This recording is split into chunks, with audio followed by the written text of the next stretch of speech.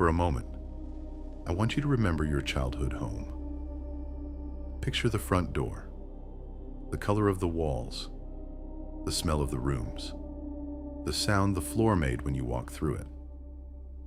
Now ask yourself a strange question. Did you actually remember that place? Or did you just build it? Most of us believe memory works like a recording. We imagine our experiences being stored somewhere inside the brain, waiting patiently until we decide to replay them, like opening an old video file or pulling a photograph from a box. It feels obvious. After all, when you remember your first day of school, your first kiss, or the face of someone you loved, it certainly doesn't feel like imagination. It feels like the past itself, untouched, preserved, certain, but neuroscience has uncovered something deeply unsettling. Your brain does not replay memories. It rebuilds them. Every single time, the moment you remember yesterday, your brain isn't opening a file. It is constructing an entirely new version of that experience using fragments, images, emotions, expectations, knowledge gained since the event occurred, and pieces of countless other memories. Imagine taking apart a puzzle, then rebuilding it from memory. Again, and again, and again. Each reconstruction feels identical, yet each one introduces tiny changes, a different color, a missing detail, a new emotional tone. Most of these changes are so small, you never notice them. But over years, or decades, those tiny edits accumulate until the memory you trust most may no longer resemble what actually happened. Think about that. The most convincing story about your life may have been rewritten hundreds of times, without your permission, without your awareness, without leaving any trace of the edits. And here is the unsettling part. The more often you remember something, the more opportunities your brain has to change it. What if remembering isn't preserving the past? What if remembering is the very thing that transforms it? If that's true, then one question becomes impossible to ignore. How much of the person you believe yourself to be is built from memories that no longer exist? For thousands of years, human beings have trusted memory as though it were evidence. Eyewitnesses have decided court cases. Personal memories have shaped families. Entire nations have been built upon collective recollections of the past. Memory feels like the safest part of the mind. After all, you may question your opinions. You may question your beliefs, but you rarely question the feeling that you remember what happened. And yet, this confidence is precisely what makes memory so deceptive. Imagine attending a concert with a close friend. Months later, you begin talking about that night. You remember the singer opening with your favorite song. Your friend insists it was the final song of the evening. You clearly remember standing near the stage. Your friend is certain you spent most of the concert near the back. Neither of you is lying. Neither of you is trying to deceive the other. Yet both of you are absolutely convinced of who is right. Modern psychology offers an uncomfortable answer. Possibly neither. Memory is not a recording. It is reconstruction. Every recollection is assembled from scattered fragments rather than replayed from perfect storage. The brain pieces together images, sounds, emotions, expectations, knowledge acquired after the event, and even information borrowed from other people. By the time the memory reaches consciousness, it already represents an interpretation rather than a replay. This helps explain something almost everyone has experienced. Two siblings can grow up in the same house, with the same parents, living through the same events, yet describe entirely different childhoods. One remembers warmth, the other remembers distance. One recalls encouragement, the other remembers constant criticism. The facts overlap, But the stories become different. Not because one person is dishonest, but because memory is never independent from emotion. The past is filtered through the person remembering it today. Then comes an even stranger discovery. Psychologist Elizabeth Loftus spent decades demonstrating just how easily memory could be altered. In one famous series of experiments, people watched videos of ordinary car accidents. Later, they were asked a simple question. How fast were the cars going when they smashed into each other? Another group heard a slightly different word. How fast were the cars going when they hit each other? That single verb, smashed, changed the memory. Participants who heard the stronger wording consistently remembered higher speeds. Many even reported seeing broken glass, despite the fact that no broken glass ever appeared. A single word created details that never existed. Think about what that means. If one carefully chosen question can rewrite a memory formed only minutes earlier, what happens over years, over decades? How many conversations, photographs, family stories, movies, or repeated retellings have quietly rewritten the events you now believe define your life? Perhaps the most unsettling realization is this: confidence is not evidence of accuracy. False memories often feel just as vivid, just as emotional, and just as certain as genuine ones. Your brain does not attach a warning label that says, "This memory has been edited."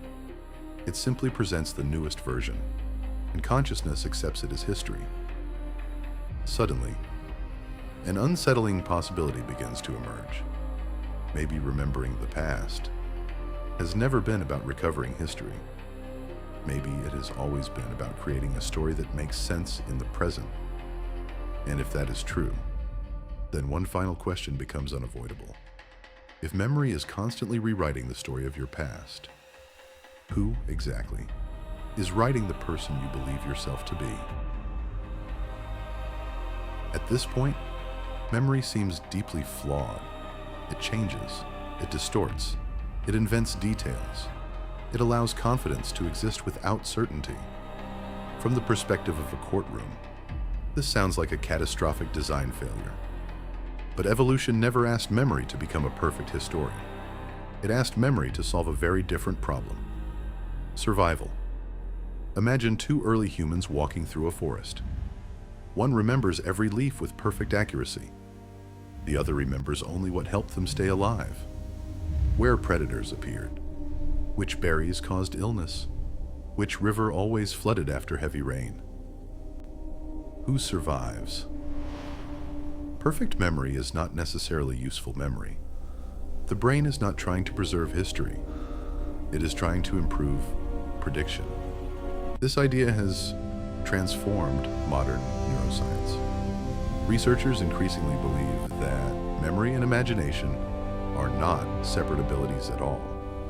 They are built from the same neural machinery.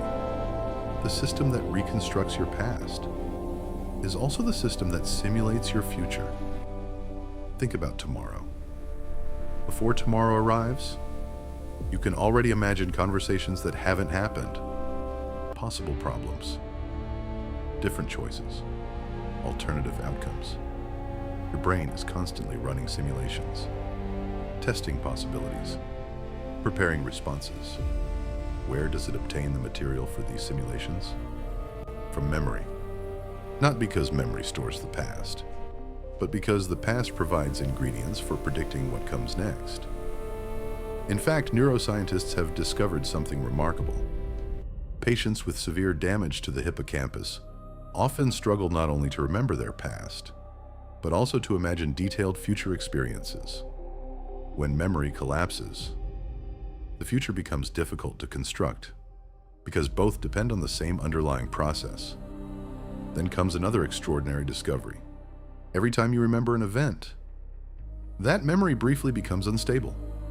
For a short period, it can be modified, updated, strengthened, or weakened. Neuroscientists call this process reconsolidation. Imagine opening a document on your computer. The moment you begin editing, the original is no longer safely locked away. When you press save, you overwrite it. Memory behaves in surprisingly similar ways.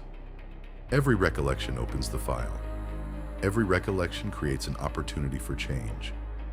This is not a malfunction. It is an adaptive feature. Suppose you once learned that a certain mushroom was safe to eat. Years later, you discover it is poisonous.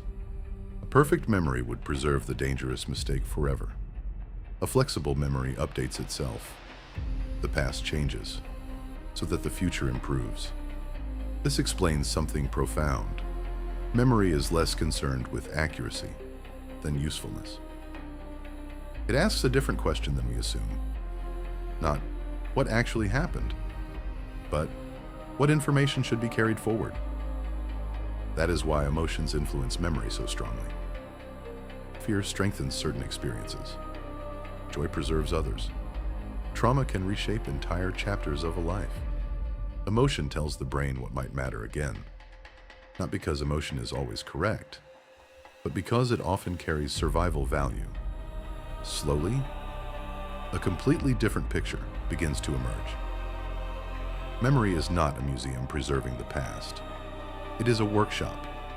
Every recollection is another revision. Every revision prepares the next prediction. Every prediction shapes the person you are becoming. Perhaps the greatest misunderstanding about memory is believing that it exists to protect yesterday, when, in reality, it has always been preparing you for tomorrow.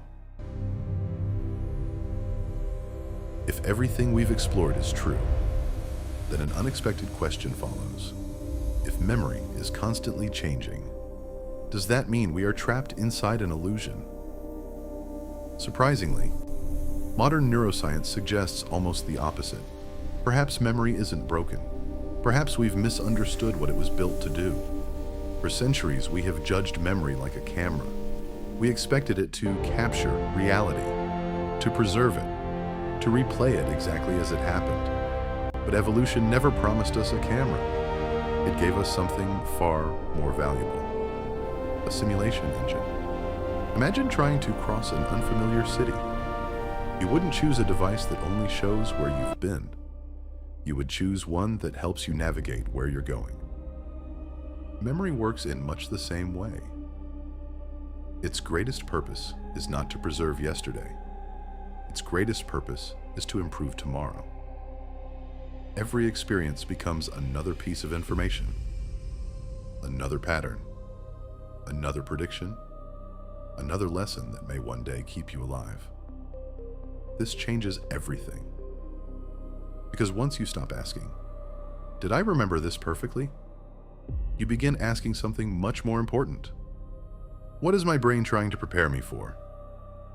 Suddenly, memory stops looking unreliable. It starts looking intelligent.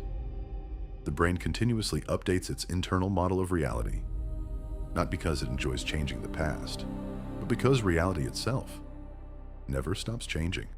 A world that remained perfectly predictable would never require flexible memory.